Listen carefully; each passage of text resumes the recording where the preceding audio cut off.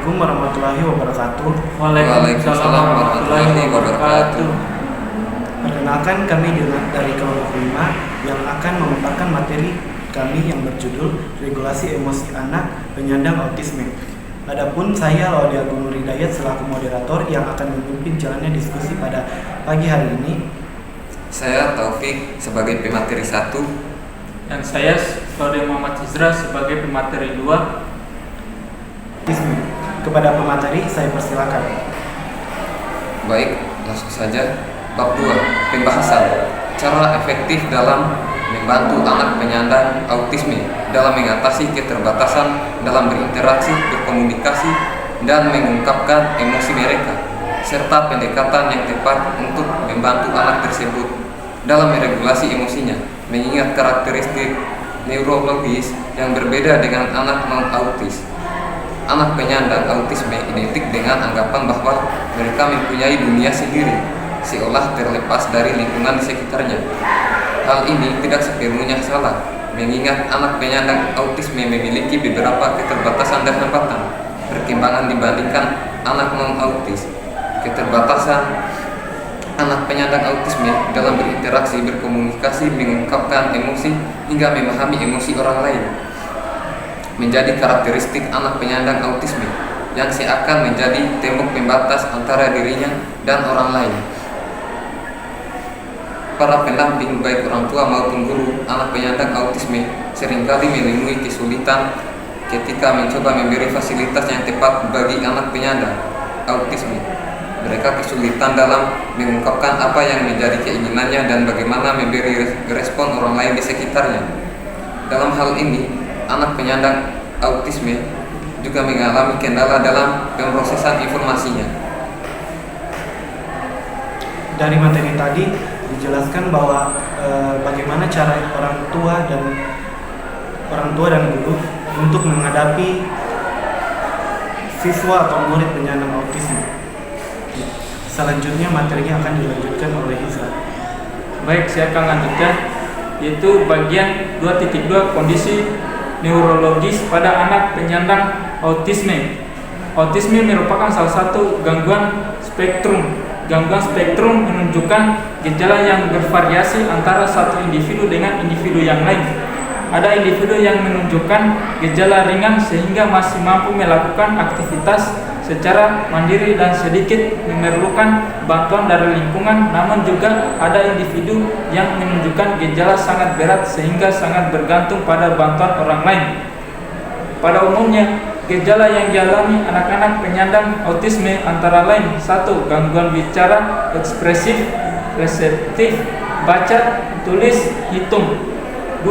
Gangguan kendali emosi. 3.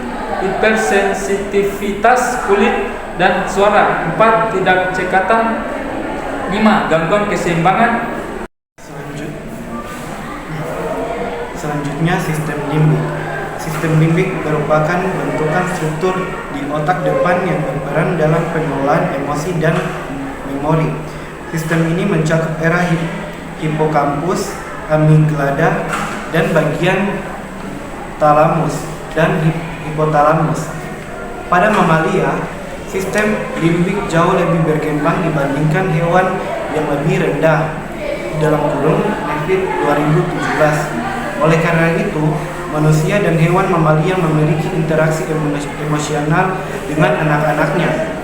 Penurunan volume pada bagian struktur limbik berhubungan pada kerusakan awal gejala autis, kegagalan dalam meniru gerakan, sistem emosi, atensi, dan bermain simbol. A. Hippocampus. Hippocampus merupakan salah satu bagian dari sistem limbik yang berperan penting dalam pembentukan memori. Bentuk dari hippocampus sendiri menyerupai seekor kuda laut yang menjadi asal-usul namanya, dalam kurung Neville tahun 2017.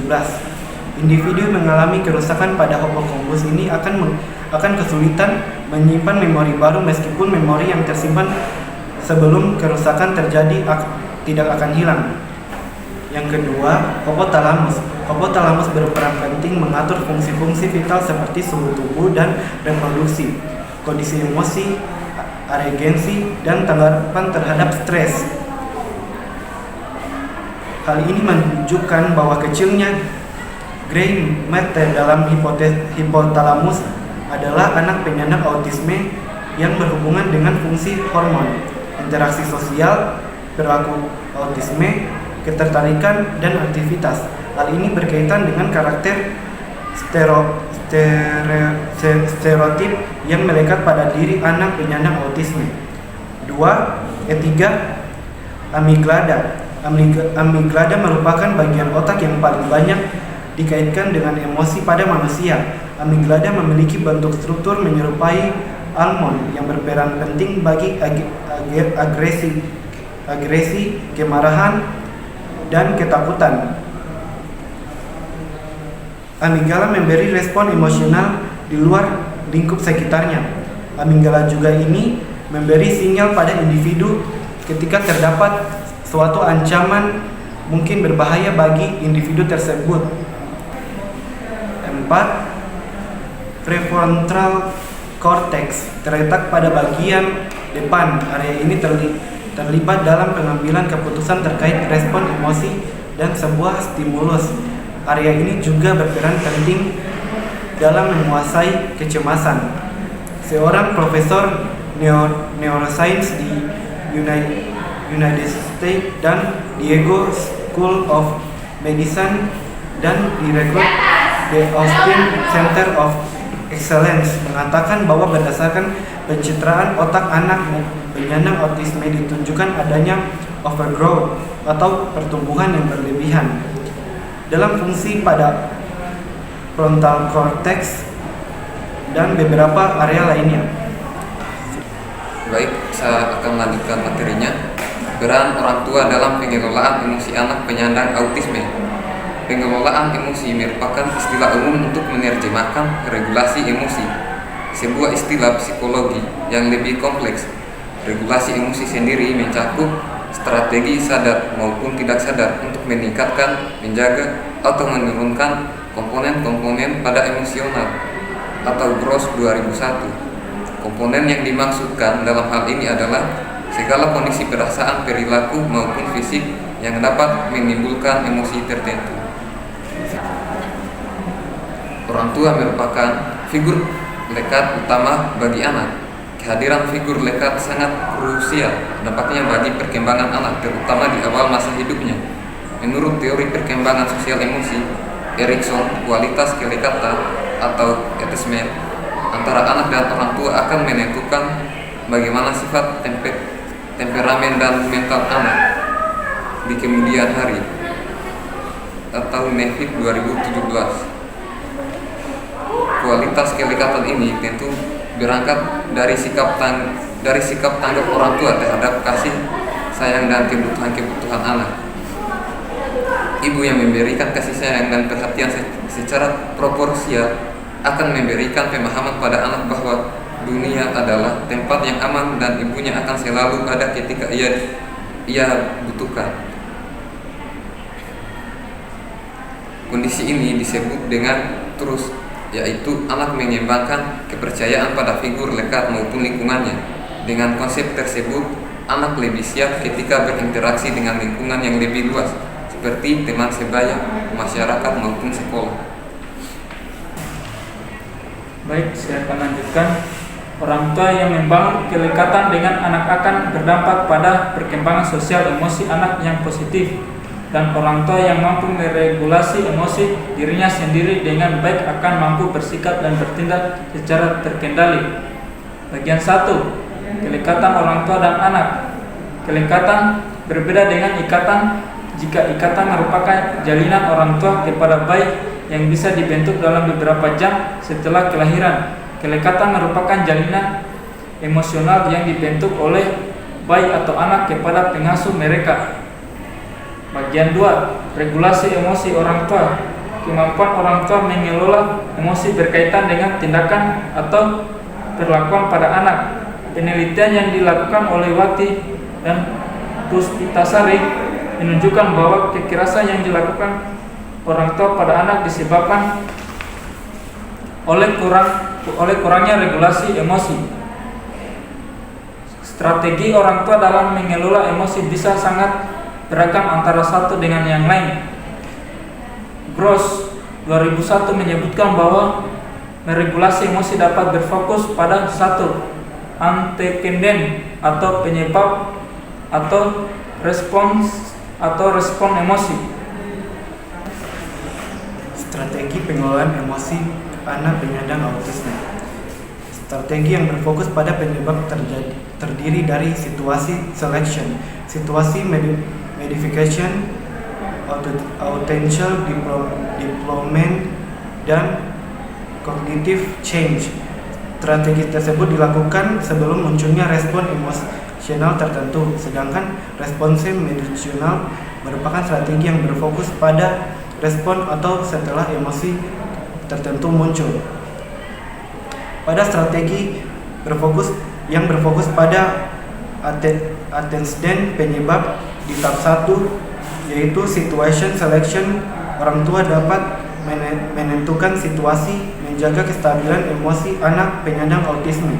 Hal ini dapat dilakukan dengan memberikan makanan yang bebas casein dan gluten daripada memberikan makanan manis atau produk-produk susu.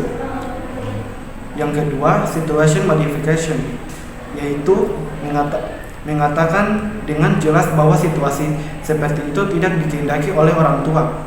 Kata tidak dapat dipahami oleh anak penyandang autisme bahwa sesuatu dilarang untuk dilakukan, sehingga orang tua mengatakan tidak ketika anak meminta makanan tersebut. Yang ketiga, attention development, yaitu mengalihkan perhatian anak penyandang autisme pada hal lain yang juga berkaitan dengan kesenangan seperti benda atau aktivitas. 4. Cognitive change, yaitu menanamkan pemahaman pada anak bahwa benda atau aktivitas tersebut lebih baik daripada mengonsumsi makanan manis. Hal ini dapat dilakukan dengan menggunakan bahasa verbal dan nonverbal yang memudahkan dipahami oleh anak penyandang autisme. Yang kelima, response modulation, seperti memijat untuk menenangkan emosi anak.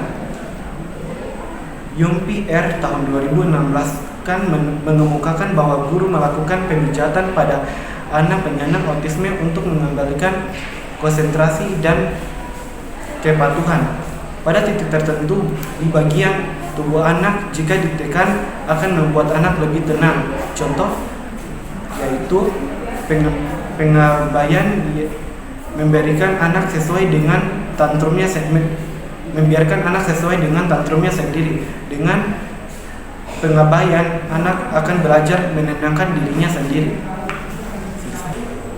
Baik, itulah hasil presentasi dari kelompok kami. Jika ada kesalahan dan kekurangan, mohon dimaafkan. Saya akhiri dengan ucapan wabillahi taufiq wal hidayah. Wassalamualaikum warahmatullahi wabarakatuh.